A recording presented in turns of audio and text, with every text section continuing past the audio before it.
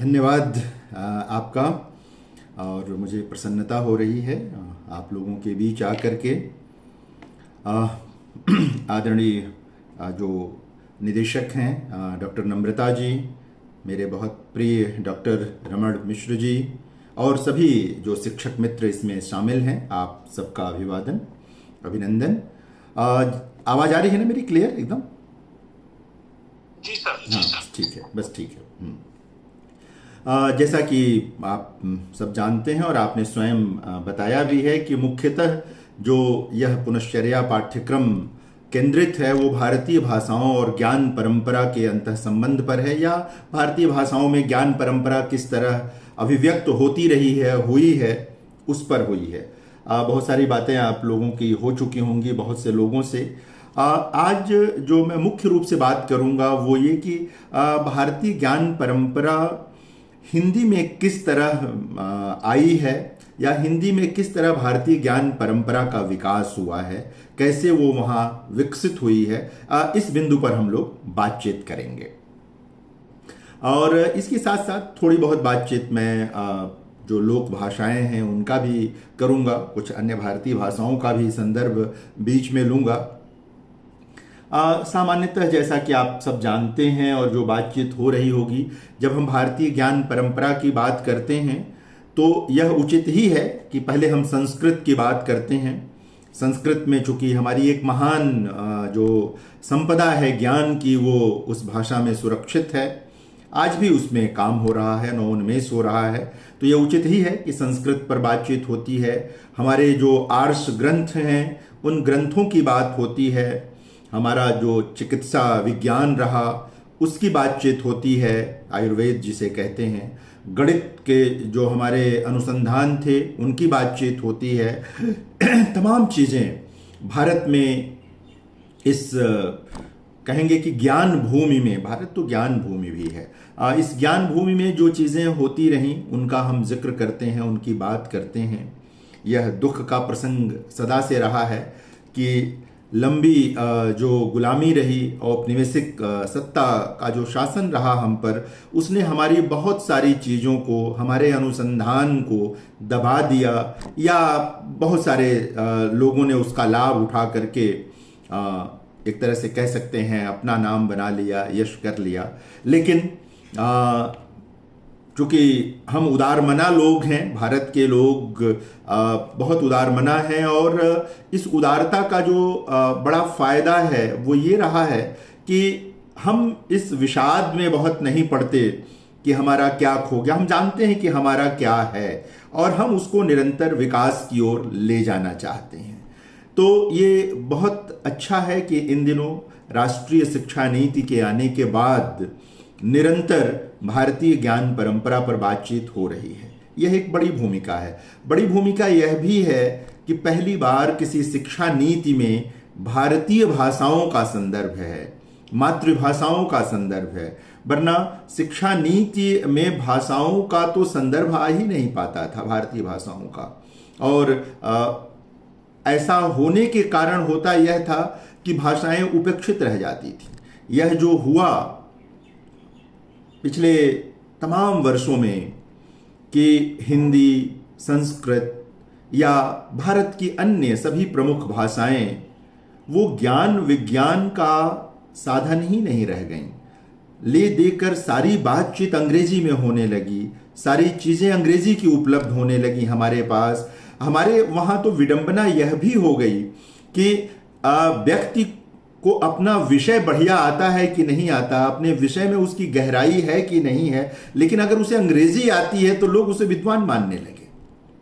यह जो हमारी हीनता ग्रंथि रही है, लघुता ग्रंथि जिसे कहते हैं, तमाम वर्षों जो मतलब सैकड़ों वर्ष का जो अंग्रेजी शासन था और उसकी जो गुलामी थी, उसने हमारे भीतर इतनी लघुता भर दी कि एक आदमी अंग्रेजी बोलता है और लोग उससे प्रभावित हो जाते हैं। यह नहीं देखते कि यह उस विषय को जानता भी है कि नहीं जानता, किसी एक विषय में इसकी कोई गहरी रुचि है भी कि नहीं है। ऐसा नहीं होना चाहिए था। इसलिए उचित है कि राष्ट्रीय शिक्षा नीति यह कह रही है कि अगर बच्चा मातृभाषाओं में पढ़ना चाहता है तो उसे पढ़ने दीजिए। भारतीय भाषाओं में पढ़ना चाहता है तो उसे पढ़ने दीजिए। और याद रखिए मित्रों, आप सब शिक्षक साथी हैं, कि भाषा जो है वह ज्ञान के संप्रेषण का माध्यम है, वह ज्ञान का सूचक नहीं है। कोई भी भाषा वो संप्रेषित करती है हमारी बात को। कोई अंग्रेजी जाने, हमें कोई समस्या नहीं है, कोई फारसी जाने, कोई फ्रेंच जाने, कोई जर्मन जाने, दुनिया की तमाम भाषाएं जाने, हमें कोई समस्या नहीं है। लेकिन कोई एक भाषा जान करके यह भ्रम फैलाना या यह कहना कि वो उससे ज्ञान आ गया है उसके पास, इसका प्रत्याख्यान बहुत जरूरी है, इसकी आलोचना बहुत जरूरी है।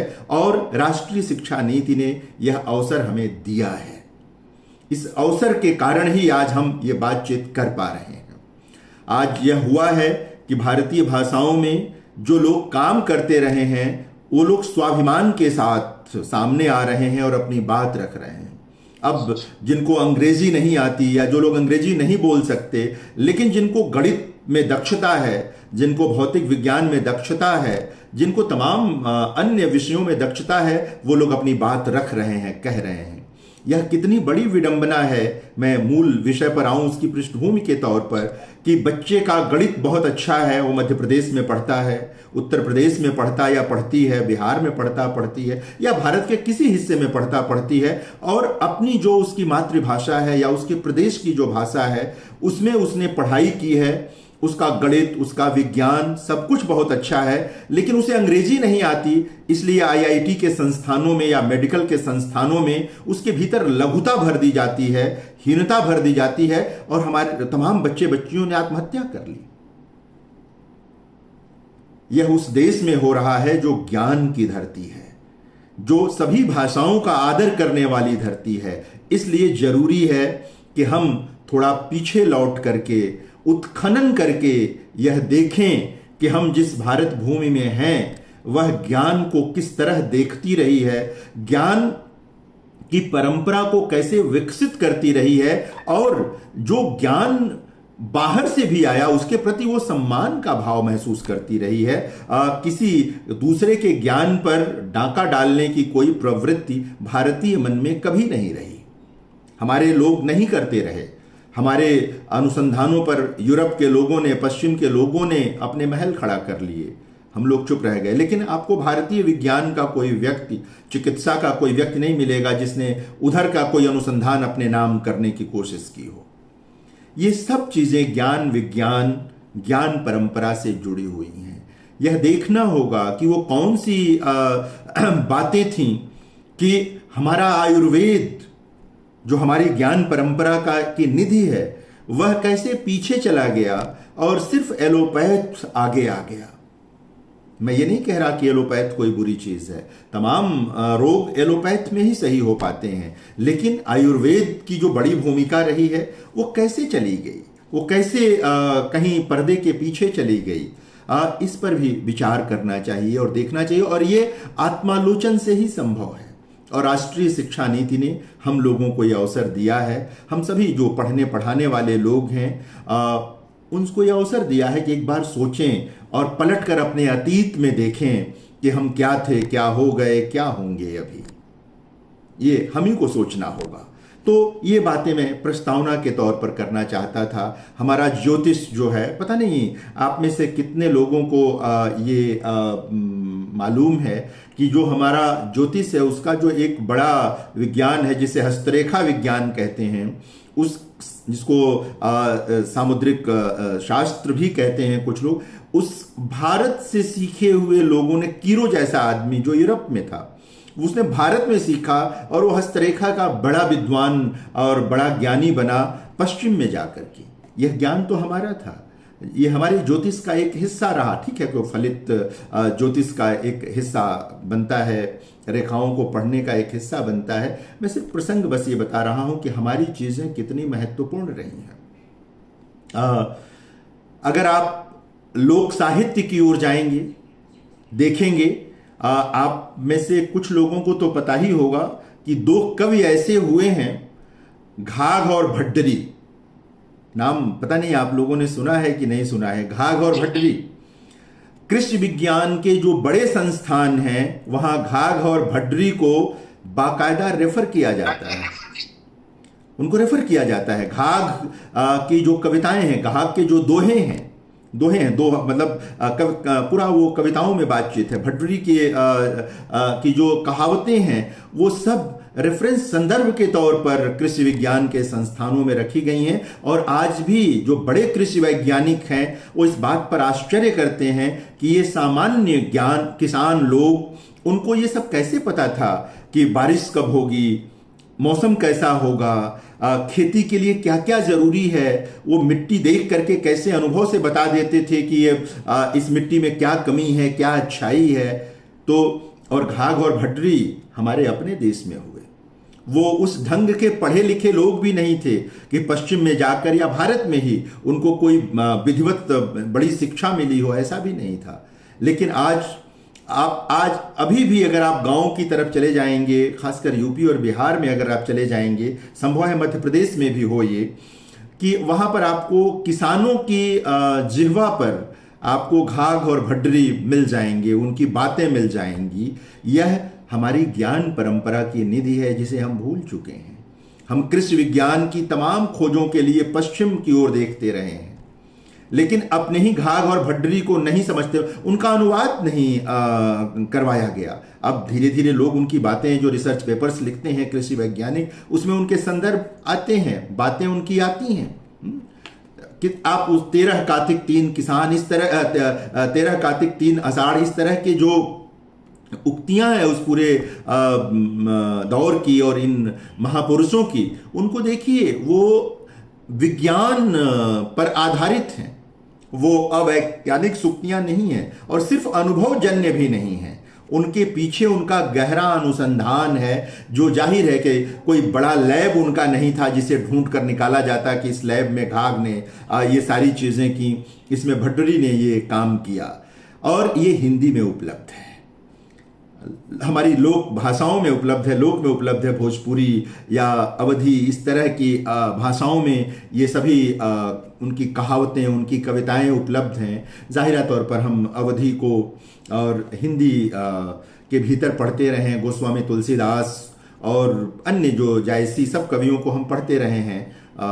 भोजपुरी का साहित्य भी एक तरह से कबीर को, हमारे कुछ आलोचक ये मानते रहे कि कबीर भोजपुरी के कवि हैं, और वो रहे हैं क्योंकि उनकी भाषा का बड़ा हिस्सा भोजपुरी से जुड़ता है। मैं निवेदन सिर्फ यह कह रहा था कि हमारी ज्ञान परंपरा में वो चीज़ें हैं जो कृषि विज्ञान से भी जुड़ती हैं। घाघ और भड्डरी को विशुद्ध कवि मान लेना या सिर्फ किसान मान लेना, उनका अवमूल्यन करना है, अपनी ही परंपरा में अपने पूर्वज का अवमूल्यन करना है। तो यह एक महत्वपूर्ण चीज़ है जिसे आप हिंदी में कर सकते हैं। जो हमारे अध्यापक, जो विद्यार्थी नए आते हैं जिनकी संस्कृत में गति नहीं है, तो उनको कैसे आप भारतीय ज्ञान परंपरा का बोध कराएंगे, कैसे बताएंगे कि हमारी भारतीय ज्ञान परंपरा में ये चीज़ें हुई हैं, उनको कैसे आप ले आएंगे। तो बहुत सारी चीज़ें तो अब हिंदी में उपलब्ध हैं। जो महान संस्कृत में जो काम हुआ वो हिंदी में उपलब्ध है। ज्योतिष की बहुत सारी अब किताबें जो हमारे पूर्वजों ने, हमारे आचार्यों ने, हमारे ऋषियों ने तैयार की, अब उनका अनुवाद हिंदी में सुलभ है। इसी तरह से आयुर्वेद की बहुत सारी जो ज्ञान परंपरा है वो अब हिंदी में अनुदित है और सुलभ है। अंग्रेजों ने भी उसका बहुत सारा अनुवाद कर लिया, ज्योतिष का भी और क्या कहते हैं आयुर्वेद का भी, और हमारे विज्ञान की बहुत सारी चीज़ों का उन लोगों ने अनुवाद कर लिया और काम चला रहे हैं। आप में से पता नहीं कितने लोगों ने इस पर विचार किया है या नहीं किया है कि हमारी ज्ञान परंपरा को, यह जो पूरा उत्तर आधुनिकता का विमर्श है, देरिदा का, फूको का, जिसे पूरी दुनिया बड़ी आक्रांत रही है विचार की दुनिया में, उन लोगों ने स्वीकार किया है कि उन्होंने बौद्ध दर्शन से इसकी प्रेरणा अर्जित की है। नागार्जुन जो बौद्ध दार्शनिक थे, उनके शून्यवाद से प्रेरणा अर्जित की हमारे पश्चिम के उत्तर आधुनिकतावादियों ने, और उन लोगों ने एक बड़ा सिद्धांत खड़ा कर दिया आधुनिकतावाद के बाद का, और पूरी दुनिया उस पर मुग्ध है। लेकिन उस पूरे सिद्धांत का जो स्रोत है वो हमारी अपनी ज्ञान परंपरा में है, हमारे अपने धर्म दर्शन में है, बुद्धिज्म में है, शून्यवाद में है। और ये भी हिंदी में उपलब्ध है अनुवाद के जरिए ही, क्योंकि ये पाली में था मूलतः और अब ये उपलब्ध है हमारे वहाँ। नागार्जुन तेलुगु थे मुख्य रूप से, उनकी मातृभाषा तेलुगु थी, तो लेकिन ये बौद्ध दर्शन के नाते ये चीज़ें उपलब्ध थी। मैं सिर्फ निवेदन ये कर रहा हूँ कि हमारी ज्ञान परंपरा में भारतीय भाषाओं में तो सब कुछ है ही है, कैसे वो हिंदी में चीज़ें आई अनुवाद के, इसीलिए मैं अनुवाद का बड़ा समर्थक हूँ। मुझे लगता है कि विदेशों का अनुवाद दूसरे नंबर पर रख लीजिए। भारत के भीतर हम इतनी भाषाएं बोलते हैं, इतनी भाषाओं में जीवन व्यतीत करते हैं कि अगर अनुवाद न हो तो परस्पर संवाद मुश्किल हो जाएगा। हमारी भारतीयता जो है ना, उसके विस्तार में अनुवाद ने एक बड़ी भूमिका निभाई है। हमारी जो हम जिस भारतीय जीवन मूल्य की बात कहते हैं, भारतीयता की बात कहते हैं, अनुवाद ने उसमें बड़ी भूमिका निभाई है। हम ये देख पाते हैं मध्यकाल में भक्ति साहित्य में जो तमिल में काम हुआ, जो कन्नड़ में काम हुआ, अनुवाद नहीं होता तो हम उन भक्त कवियों से कैसे परिचित होते, कैसे जानते हम कि ये कन्नड़ और मलयालम, कन्नड़ और तमिल के और मलयालम के ये बड़े कवि जो आए, हम आंडाल के बारे में कैसे जान पाते, नहीं जान पाते। तो अनुवाद ने जो भारतीय ज्ञान परंपरा है उसको भारत में भी अक्षुण्य बनाने में, विस्तृत करने में अनुवाद की बड़ी भूमिका रही है। इसलिए जरूरी है कि भारत के भीतर एक भाषा से दूसरी भाषा में अनुवाद करने वाले लोगों की संख्या भी हमें बढ़ानी चाहिए, उस पर विचार करना चाहिए और देखना चाहिए। तो मैं निवेदन ये कर रहा था कि ये चीजें हमारे वहां रहती चली आई हैं, कैसे पश्चिम ने हमसे लिया, कई बार कहा और कई बार नहीं कहा। चूंकि उत्तराधुनिकतावादियों ने स्वीकार कर लिया नागार्जुन के योगदान को, बौद्ध दार्शनिकों के योगदान को स्वीकार कर लिया, तो इसलिए हम मानते हैं, वरना हम अपने अध्ययन से बताते कि ऐसा हुआ है।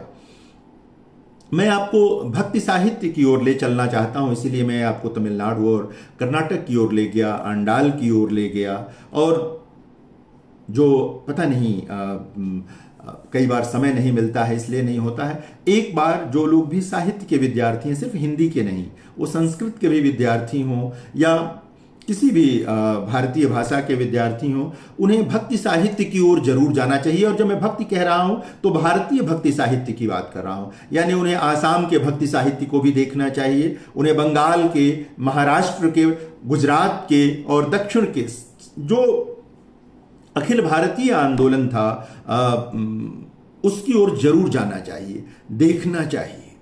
और अगर हम वहां जाते हैं तो वहां हमें मिलता है कि कैसे जो ज्ञान परंपरा है, जो प्रथमतः तो संस्कृत में ही थी, इसमें कोई दो राय नहीं है, कोई दो मत नहीं है कि संस्कृत में ही वो आई और संस्कृत ने उनको सुरक्षित रखा, बचाया।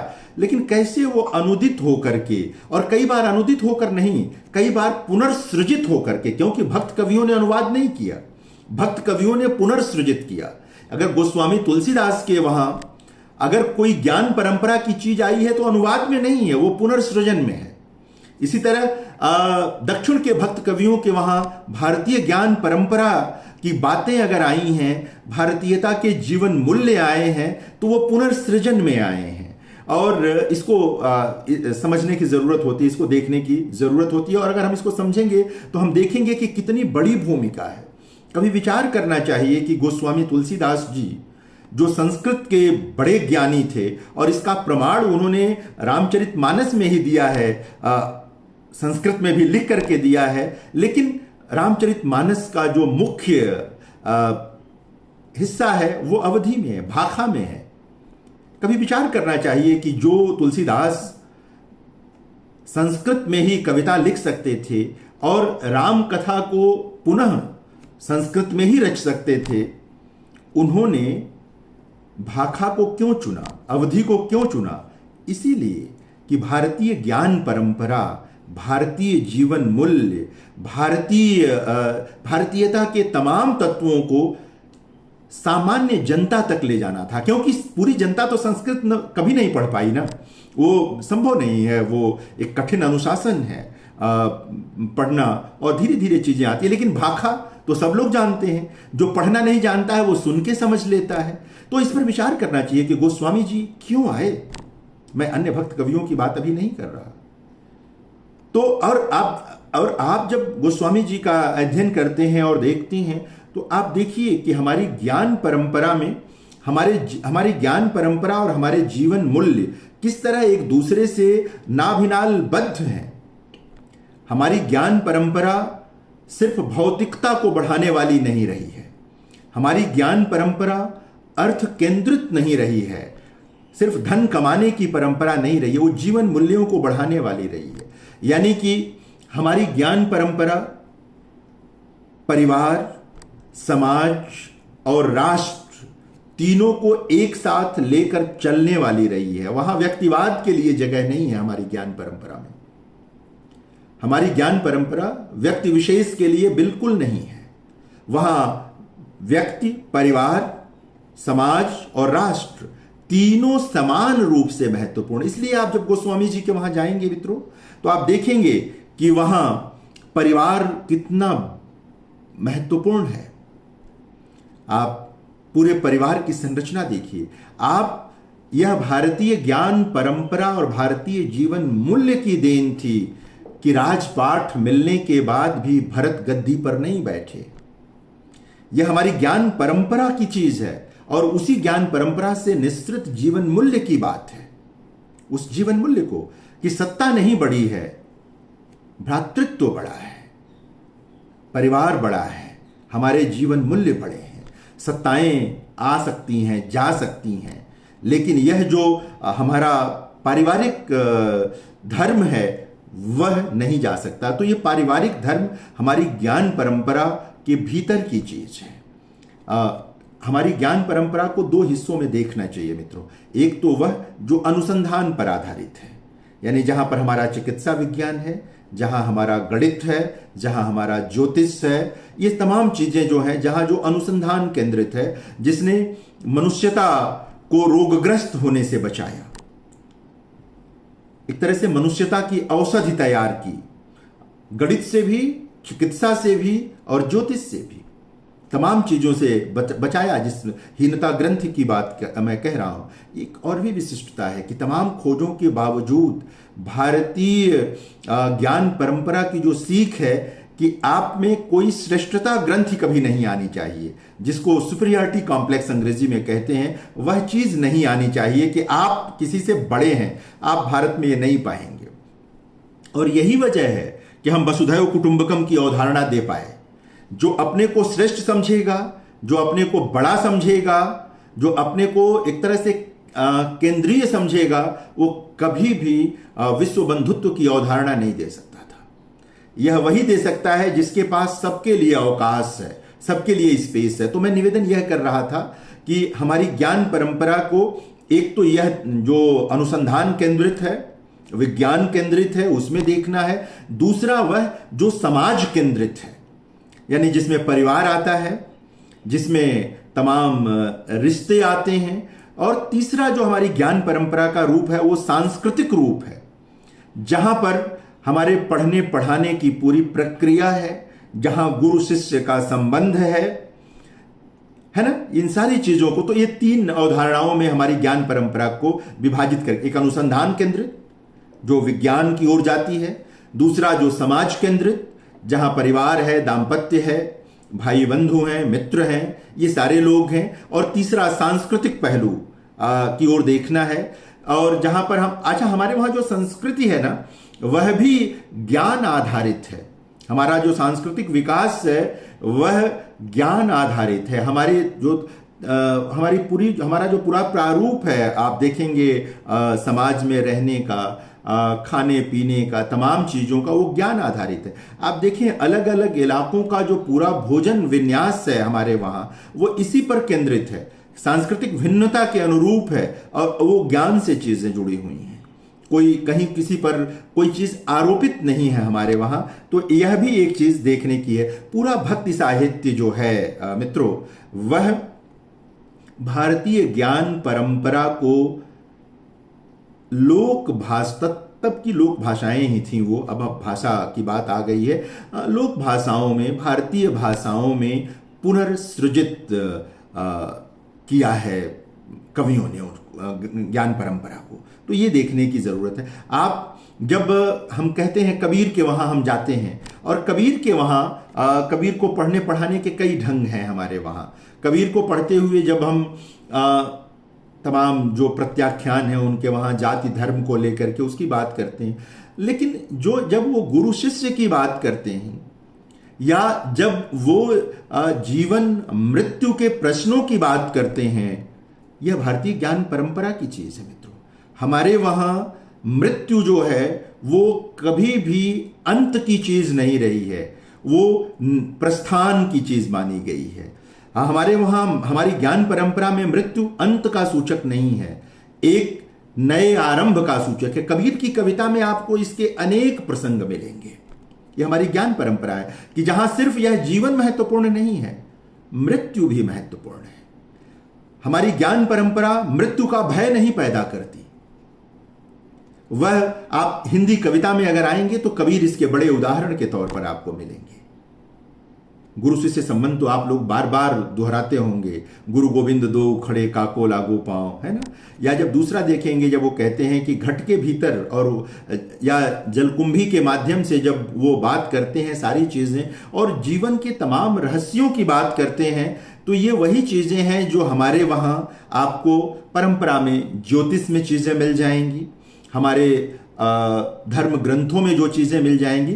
तो उस आप पश्चिम की तरफ जाएंगे तो वहां मृत्यु का आतंक है, वहां मृत्यु का आतंक है। वो उनकी ज्ञान परंपरा ने जीवन को मतलब एकदम 100% तो नहीं, लेकिन उनके अधिकतर विद्वानों ने, आचार्यों ने, उनके ऋषियों ने जो जीवन की व्याख्या की वो भौतिक संदर्भों से जोड़ करके कर ली है। हमारे वहां भौतिक के साथ साथ जो इतर प्रसंग हैं वो भी जुड़ जाते हैं।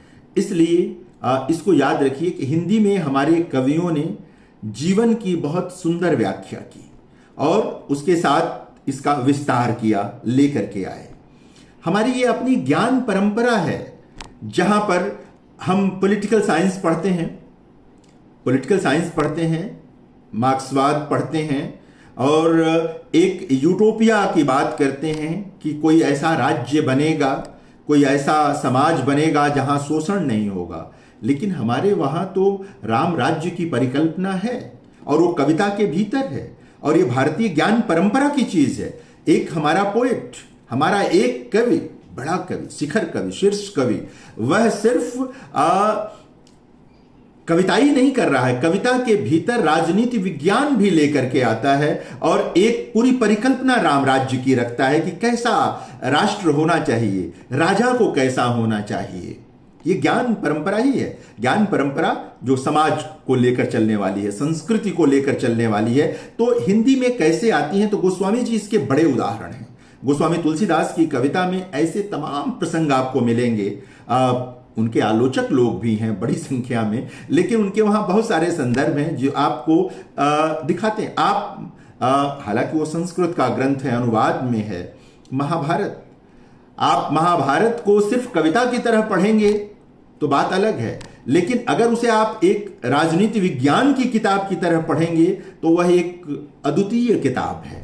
यानी कि ज्ञान परंपरा में अगर राजनीति विज्ञान की कोई जगह है, समाज विज्ञान की कोई जगह है, तो वह उसकी एक बड़ी किताब है। और हमारे गोस्वामी जी, आप पूरा का पूरा विवरण उठा करके देखिए। आप जो राम रावण युद्ध है, राम रावण युद्ध के प्रसंगों को आप देखते जाइए और उसकी व्याख्या में उतर करके देखिएगा तो आप देखेंगे कि वहां ज्ञान विज्ञान के कितने प्रसंग आते हैं।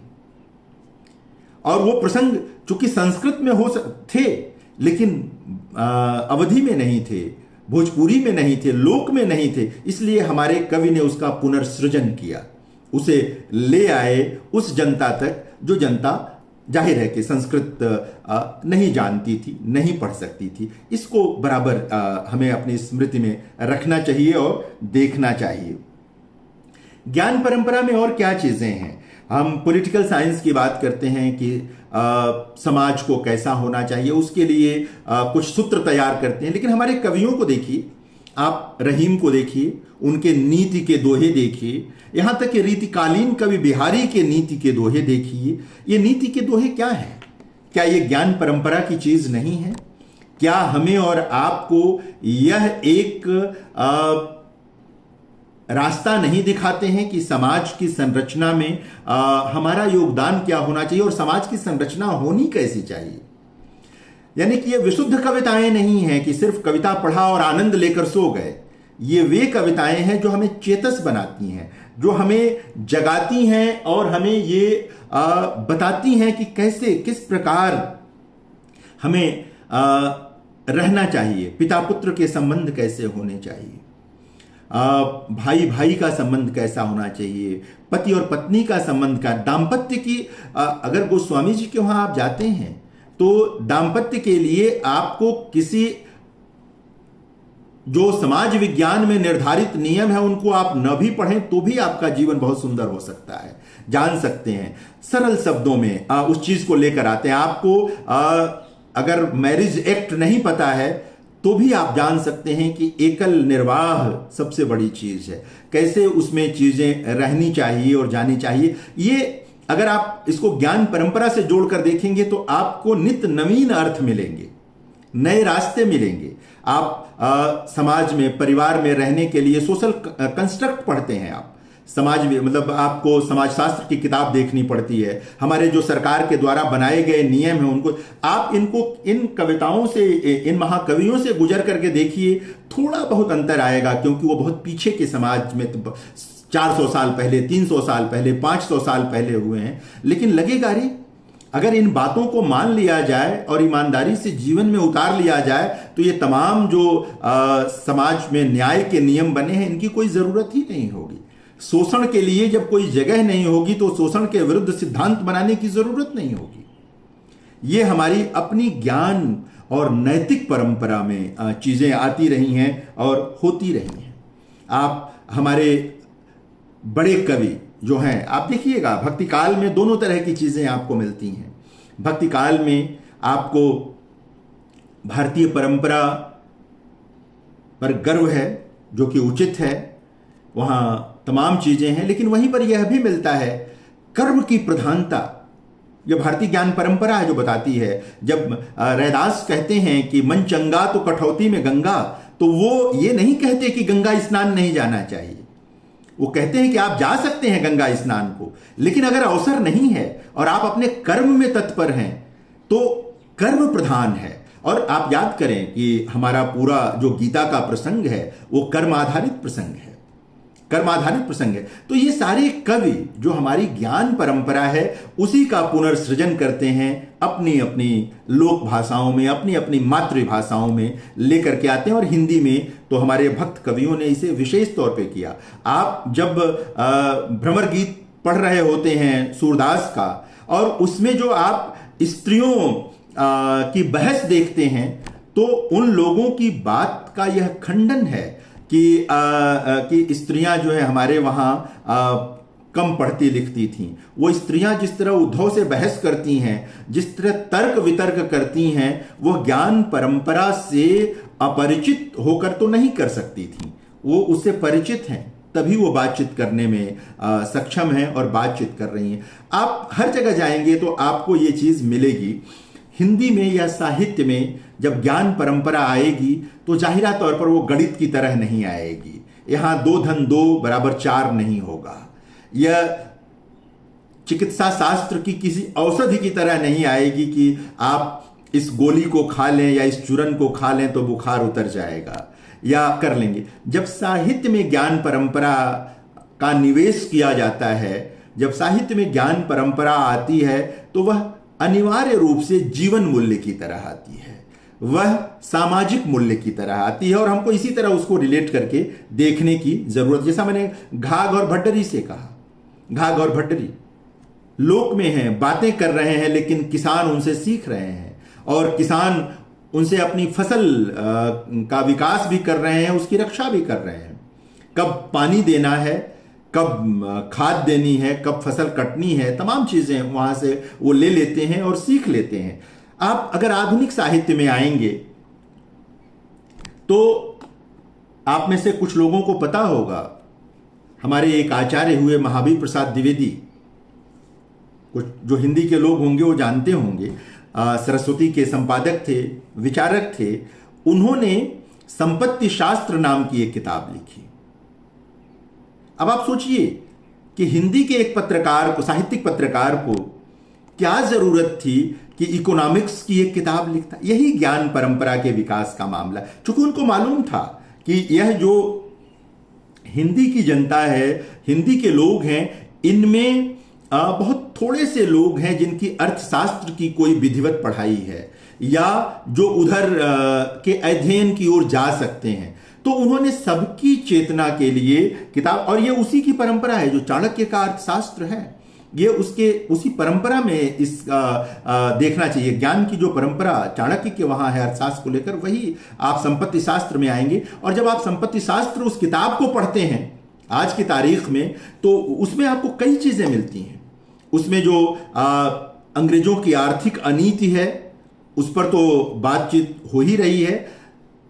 किस तरह हमारा विकास हो सकता है, कैसे हम आगे बढ़ सकते हैं, उस पर है। ये भारतीय ज्ञान परंपरा के विकास में योगदान देने वाली किताब की तरह आई यह किताब संपत्ति शास्त्र। 1908 में यह किताब लिखी थी उन्होंने। और आप देखें तब तक ऐसा नहीं कि भारत में इकोनॉमिक्स की किताबें नहीं थी, लेकिन वो अंग्रेजी में थी साहब, वो अंग्रेजी में लिखी किताबें थी। और अंग्रेजी में लिखी इकोनॉमिक्स की किताब कौन साधारण आदमी पढ़ सकता है। लेकिन महावीर प्रसाद द्विवेदी की किताब बहुत साधारण लोग पढ़ भी सकते थे, और जब वो पढ़ के किसी को सुनाते तो उनकी भी समझ में आने वाली किताब थी। यानी कि ऐसे किसान जो पढ़ तो नहीं सकते लेकिन सुन करके समझ सकते हैं, उनके भी काम आई वो किताब। तो हिंदी में ज्ञान परंपरा के लिए कैसे लोगों ने काम किया, कैसे चीजें बढ़ी, उसमें ये संपत्ति शास्त्र नाम की भी किताब आती है। महावीर प्रसाद द्विवेदी ने उस दौर में सरस्वती नाम की पत्रिका में तमाम लोगों से, लेखकों से आग्रह कर करके अर्थशास्त्र पर, समाजशास्त्र के मूल्यों पर, तमाम मुद्दों पर लेख और निबंध लिखवाए, थोड़े सरस ढंग से लिखवाए, सारी चीजें हुई। आप आचार्य रामचंद्र शुक्ल के अगर निबंधों को देखें और पढ़ें तो उसमें आपको कई ऐसे प्रसंग मिलेंगे जो भारतीय ज्ञान परंपरा के विकास के क्रम में आपको दिखाई देंगे। हाँ, चित्त के विकास के क्रम में भी, और बुद्धि के विकास के क्रम में भी, और समाज के विकास के क्रम में भी। ये सारी चीजें उसमें साथ साथ आपको दिखाई देंगी और आएंगी और उसमें लगेंगी। कई बार क्या होता है कि लोग सोचते हैं कि ये हिंदी में ज्ञान परंपरा का मतलब तो खाली कविता कहानी हुआ।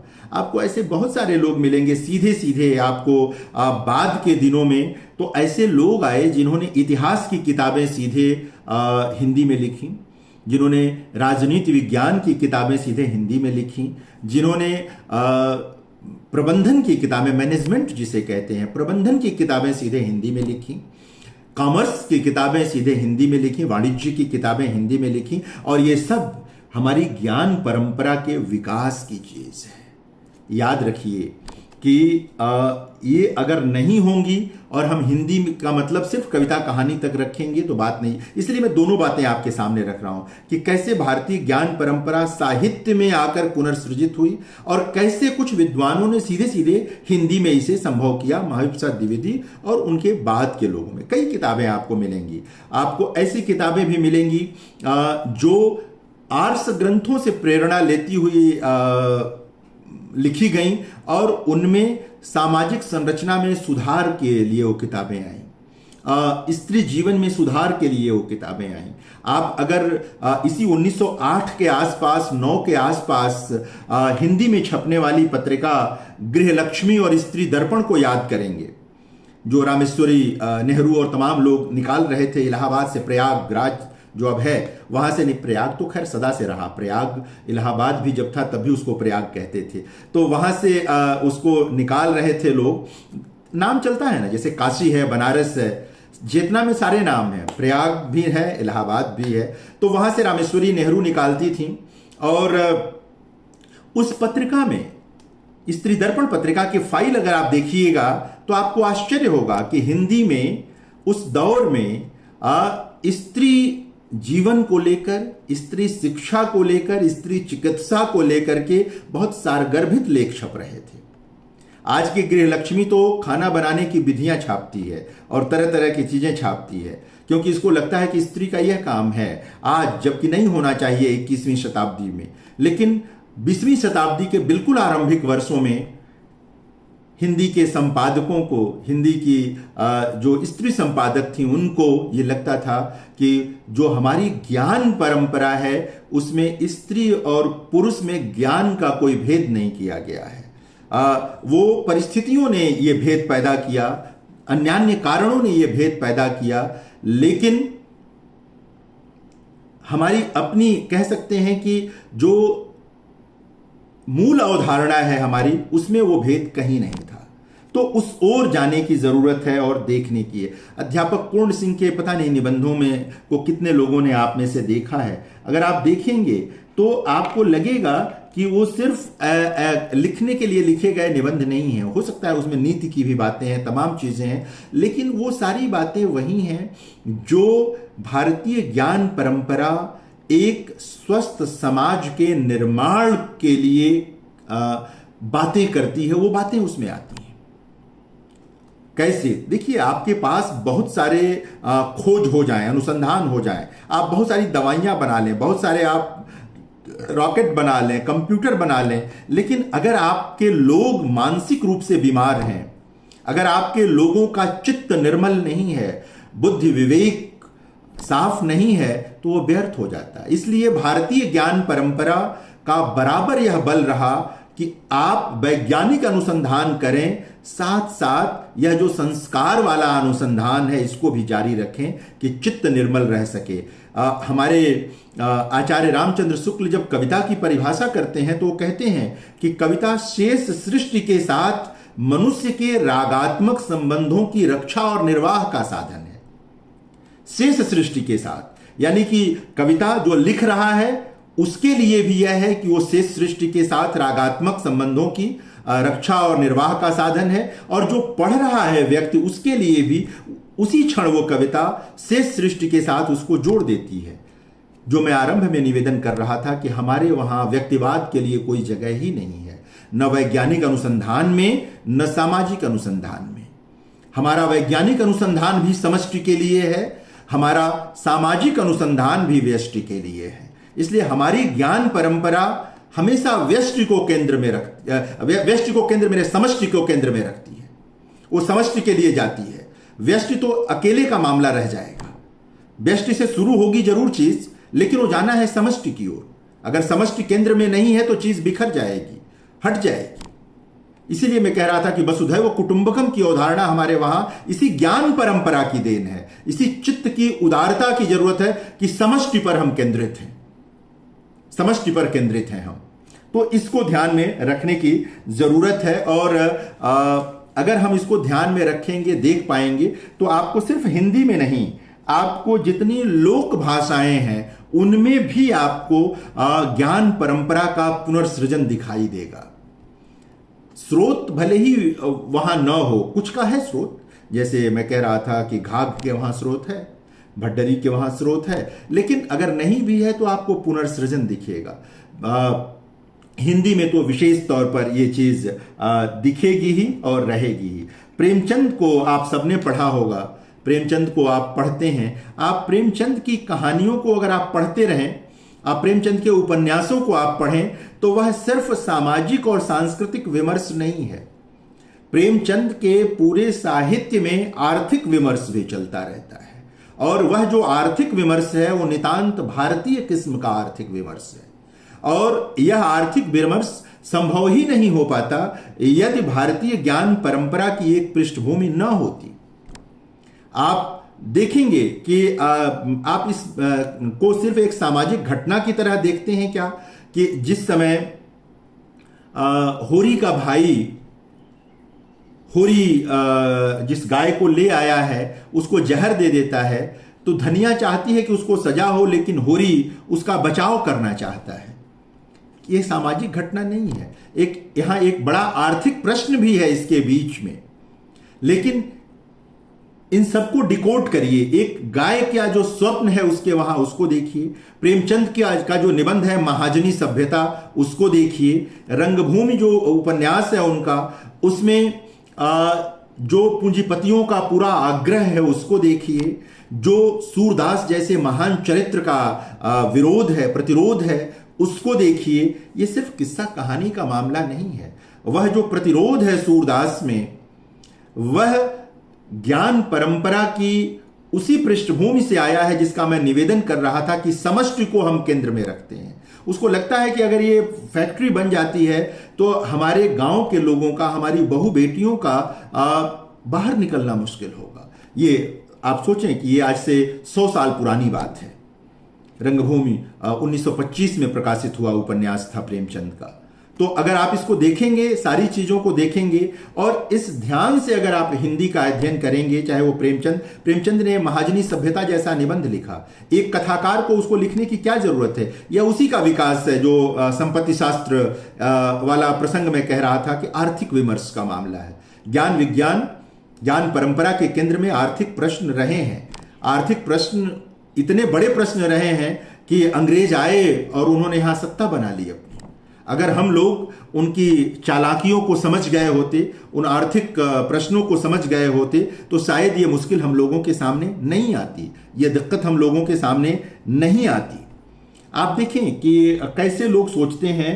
प्रेमचंद ने उस समय के बहुत प्रमुख पत्र स्वदेश में श्री कृष्ण पर निबंध लिखा, भगवान श्री कृष्ण पर निबंध लिखा। ये क्यों लिखा उन्होंने? वो तो अपनी कहानियां लिख करके प्रसन्न रह सकते थे, खुश रह सकते थे। जाहिरा तौर पर जब ज्ञान परंपरा की बात, जो मैं कह रहा था कि 3 तरह से आप उसको देखने की जरूरत है। अनुसंधान के स्तर पर, सामाजिक वैज्ञानिक अनुसंधान के स्तर पर, सामाजिक अनुसंधान के स्तर पर, सांस्कृतिक अनुसंधान के स्तर पर। तो यह एक तरह से स्मरण दिलाने का मसला था, देखने का मसला था। सारी चीजें वो लिखते हैं। कालिदास पर निबंध है प्रेमचंद का। कालिदास पर जब निबंध लिखते हैं प्रेमचंद, तो उसमें एक तरह से वो धिक्कारते भी हैं कि हम लोगों ने कालिदास को भुला दिया और जर्मनी के और अंग्रेजी के विद्वान कालिदास को ढूंढ कर ला रहे हैं। ये हम लोगों की सबसे बड़ी विडंबना रही है कि हम लोग अपनी खोजों को भुलाते रहे हैं, अपने पूर्वजों के योगदान को विस्मृत करते रहे हैं। कालिदास को दोबारा अंग्रेजों ने ढूंढ करके सामने किया। बरसों कालिदास की कृतियां अनुपलब्ध हो गई थी। सारी चीजें उस पर बहुत विस्तार से प्रेमचंद ने लिखा। यही ज्ञान परंपरा से जुड़ने, उसको आगे बढ़ाने का मामला बनता है, प्रश्न बनता है। प्रेमचंद ने आज स्वाधीनता संग्राम को लेकर के बहुत सारे निबंध लिखे, लेकिन साथ साथ किसानों की मुक्ति को लेकर बहुत सारे निबंध लिखे। किसानों का विकास किस तरह हो, उनके कृषि का विकास कैसे हो, इस पर लिखा। यह ज्ञान परंपरा के पुनर्सृजन का ही मामला था। उन्होंने जाति व्यवस्था पर की बात की कि भारत की वास्तविक उन्नति कैसे होगी, किन परिस्थितियों में होगी, उस पर विचार किया, बहुत विस्तार से विचार किया। इस ज्ञान परंपरा के प्रसंग में ही इसको देखना चाहिए और हमें समझना भी चाहिए। वो अपनी कई रचनाओं में भारत के स्वर्णिम अतीत को याद करते हैं प्रेमचंद, और याद दिलाते हैं कि किन गलतियों की वजह से हम चले गए, और याद दिलाते हैं कि हम ये कर सकते हैं। फिर वो उन घटनाओं की भी याद दिलाते हैं, हमारे अपने पूर्वजों के अच्छे कामों की भी याद दिलाते हैं, कमियां जो कहीं कहीं रहीं, जो विसंगतियां रहीं, उसकी भी याद दिलाते हैं। तो ज्ञान परंपरा का ये सब पुनर्सृजन है, उसको समझने की जरूरत है, देखने की। वो आध्यात्मिकता की बात करते हैं। कई बार लोगों को लगता है कि ज्ञान परंपरा में तो खाली ये जो भौतिक सफलता की चीजें हैं वही रहनी चाहिए। लेकिन प्रेमचंद का जो सबसे प्रसिद्ध निबंध है, जो प्रसिद्ध भाषण है, जिसका जिक्र बार बार होता है, 1936 में जो उन्होंने दिया था, जिसका वाक्य लोग कहते हैं कि हमें सौंदर्य के प्रतिमान बदलने होंगे, या जिसके कहते हैं कि साहित्य राजनीति के आगे चलने वाली मसाल है, उसी में प्रेमचंद ने जो कहा था, मैं वो कथन आप लोगों के लिए पढ़ता हूँ। और कहते हैं वो, प्रेमचंद कहते हैं कि जिस साहित्य से हमारी सुरुचि न जगे, आध्यात्मिक और मानसिक तृप्ति न मिले, हम में शक्ति और गति न पैदा हो, हमारा सौंदर्य प्रेम न जागृत हो, जो हमें सच्चा संकल्प और कठिनाइयों पर विजय पाने की सच्ची दृढ़ता न उत्पन्न करे, वह हमारे लिए बेकार है। वह साहित्य कहाने का अधिकारी नहीं है। आप इस कथन को डिकोड करिए, आप इस कथन की व्याख्या करिए, आप देखेंगे इसमें कई ऐसी चीजें मिलेंगी जो हमारी ज्ञान परंपरा जिनकी बात करती है। साहित्य की क्या भूमिका हो सकती है ज्ञान परंपरा में? यही हो सकती है कि वो हमें अग्रगामी बनाए, वो हमें मानसिक और आध्यात्मिक तृप्ति दे, वो हमारे अकेलेपन को दूर करे, वह हमारी जो मानसिक और सामाजिक बाधा है उसको दूर करे, वह समय में रहकर समय को आलोचनात्मक दृष्टि से जांचते हुए समय के पार जाने की अभिलाषा को जन्म दे। और यह तभी होगा जब साहित्यकार की जड़ें मजबूत होंगी, और जड़ें मजबूत अपनी परंपरा में हुई होती हैं।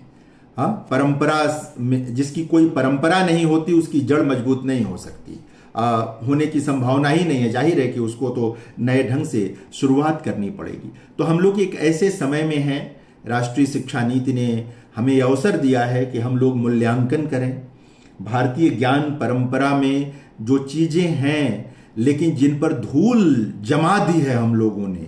धूल जमी नहीं है, धूल जमा दी है हम लोगों ने। जिस ओर ध्यान नहीं दिया है उसी अपनी वैयक्तिकता के कारण तमाम जो पश्चिमी लोभ लाभ का गणित है उसके प्रभाव में जिन चीज़ों को हम लोगों ने भुला दिया है, उन सब का स्मरण करने की ज़रूरत है। निराला जब अपनी एक प्रसिद्ध कविता में कहते हैं स्मरण करो बार बार, और उसमें वो कहते हैं कि पश्चिम की उक्ति नहीं गीता है गीता। उसमें कहते हैं ना कि सिंही की गोद से छीन ले शिशु कोई।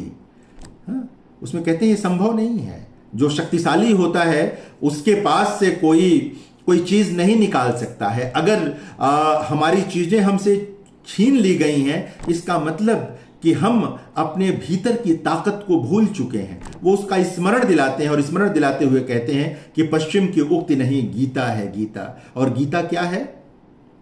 गीता हमारी इसी ज्ञान परंपरा का एक प्रमुख ग्रंथ है, जो जीवन जीने का सलीका भी सिखाती है, जो समाज को और राजनीति को चलाने का सलीका भी सिखाती है। और ये हमारे सारे बड़े रचनाकार, चाहे वो प्रेमचंद हों, चाहे रामचंद्र शुक्ल हों, चाहे निराला हों, चाहे भक्त कवि हों, कबीर, तुलसी, रैदास, मीरा, ये कवि हों, ये सब यही करते हैं कि जीवन जीने का सलीका सिखाते हैं, समाज को चलाने का, परिवार को चलाने का सलीका सिखाते हैं, और उदार चित्त बनाते हैं, और व्यष्टि से समष्टि की ओर जाने की चेतना पैदा करते हैं। भारतीय ज्ञान परंपरा से अगर हम साहित्य के विद्यार्थी इतना भी सीख लें तो बहुत कुछ बदलेगा। और हमारे साहित्य से जो लोग विशुद्ध विज्ञान की दुनिया में काम कर रहे हैं, चिकित्सा की दुनिया में काम कर रहे हैं, वो हमसे यह सीख लें कि उनकी खोज का एक रास्ता आध्यात्मिक तृप्ति की ओर भी जाता है, मानसिक तृप्ति की ओर जाता है। तो इस समुच्चय से एक वृत्त पूरा हो जाएगा। यानी कि एक बड़ा वृत्त है ज्ञान विज्ञान की परंपरा का भी, और आज विज्ञान के क्षेत्र में एक वृत्त है जिसमें से एक हिस्सा चिकित्सा शास्त्र वालों को पूरा करना है, एक हिस्सा जो विज्ञान के अन्य अनुशासन है उनको पूरा करना है, एक हिस्सा प्रबंधन, मैनेजमेंट, वाणिज्य, इकोनॉमिक्स वालों को पूरा करना है, तो एक हिस्सा समाज शास्त्र के अन्य अनुशासनों को पूरा करना है, तो एक हिस्सा साहित्य के हम विद्यार्थियों को भी पूरा करना है। और हम इसको ऐसे ही पूरा कर सकते हैं, पुनर्सृजित करके, बड़े जीवन मूल्य देकर, उदार बनाकर, राष्ट्र और समाज के प्रति प्रतिबद्धता पैदा करके।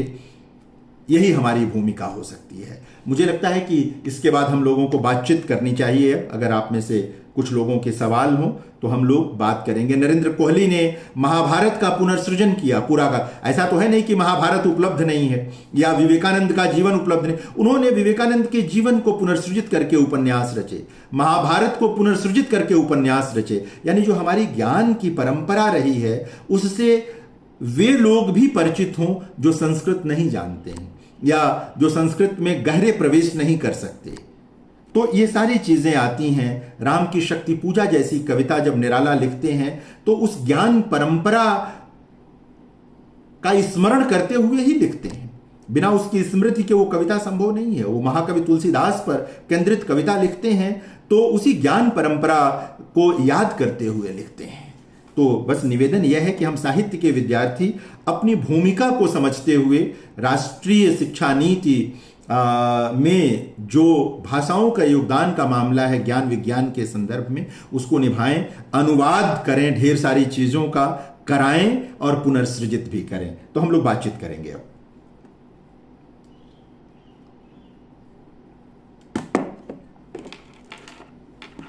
बहुत बहुत धन्यवाद सर। यदि किसी प्रतिभागीगण को कोई सवाल, कुछ जिज्ञासा हो तो सर के समक्ष अपना रख सकते हैं। हेलो, हाँ जी, आवाज आ रही है? एक सेकेंड सर, एक सेकेंड बस।